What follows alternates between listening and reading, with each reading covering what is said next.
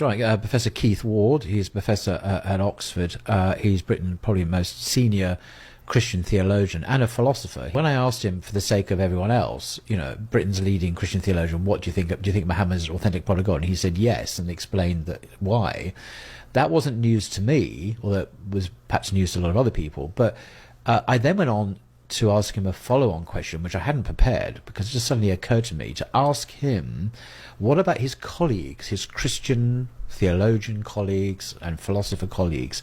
Now, this is at the highest level. We're not talking here about church leaders. We're talking about, I say, Oxford, Cambridge, Harvard, Yale, etc., the top elite of the Christian academy in the world, because he is part of that elite group. What do they think about the Prophet Muhammad? Oh, yes, he says, they virtually all believe he's the Prophet as well. I thought, what? And I wasn't expecting that answer. And I went on to ask him why Keith Ward himself had not embraced Islam, and that's a different subject, and he gave his answer. But I wanted... What do you, as a Christian theologian, make of the prophethood of Muhammad? Do you have any thoughts about that? I do think that Muhammad was a genuine prophet of God, and that he was raised up by God, and that the Quran is in some way an expression of God's revelation. So I do think that. I'm totally opposed to people who misunderstand Islam as a rejection of Christianity. I think that is not true. How widespread is that view, do you think, that Muhammad was a prophet of God? I think it's almost universally accepted. I mean, as you know, even, I suppose, Roman Catholics are, on the whole, more conservative than I would be as an Episcopalian. But they now officially believe that Islam is a revelation of God.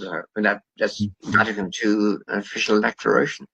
So I think my colleagues would undoubtedly say that. Well, well, there's two things. I want to just dwell on a second. Why does the Christian ulama, as I call them, why have they accepted the prophet Muhammad is a prophet of God, firstly, and then ask why they don't become Muslims? And I think the reason they do, and Keith Ward didn't elaborate on this, but I think it's fairly obvious, and that these are highly educated people. They're not idiots. They've read the Bible. They know their Bibles well. They're experts. And they also have studied Islam, because it's...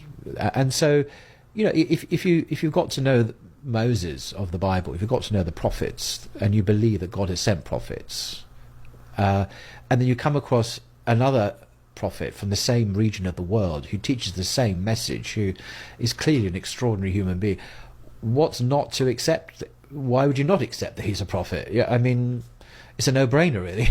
So I think they've just seen the obvious and said, yeah, well, God clearly inspired him too, because it's the same message. Well, why would you accept Moses and not Muhammad?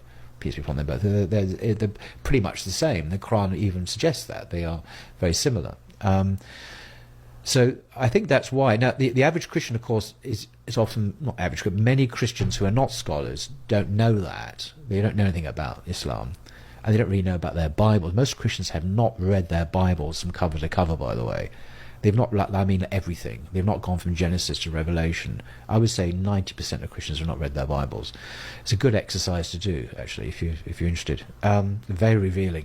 You wouldn't believe what's in that book. Anyway, but why don't these people become Muslim, these scholars? Because, well, Keith Ward gave an answer which immediately struck me, as I've heard this before in the Quran. He said, I don't need to. I follow the tradition of my fathers, and his denomination, his religion, and he doesn't feel a need to convert. I mean, the Quran says this. Well, even when they're wrong, you still follow them even when they're wrong, because these are Trinitarians.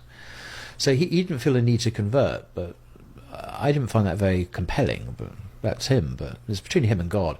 But he was very clear. Not only was Muhammad a prophet of God, but the Quran also was the word of God as well, and yet he hadn't converted.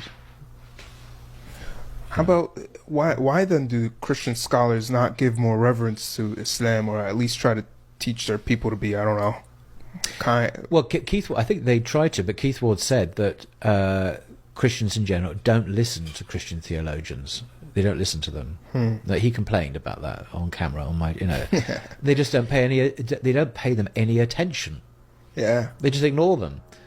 I They mean, find them boring, I think, is what well, it is. maybe, but if I was to ask the average Christian on the street to name a Christian scholar, I'm pretty sure they wouldn't be able to name a single one. I get this at Speaker's Corner all the time. I say, your scholars say this, this, and this. And they say, no, they don't. And I say, okay, well, can you name me a single scholar that agrees with you? And they never do. They don't know anything about the scholars. They simply have no idea. So I can reel off a list of their scholars from eminent universities and say, they've said this, they've said this, they've said this. Oh, no, they're wrong. There are many scholars who wouldn't say, okay, which scholars? Long pause. It's always very embarrassing. I don't mean to embarrass these guys, but it's always the same. They don't know any.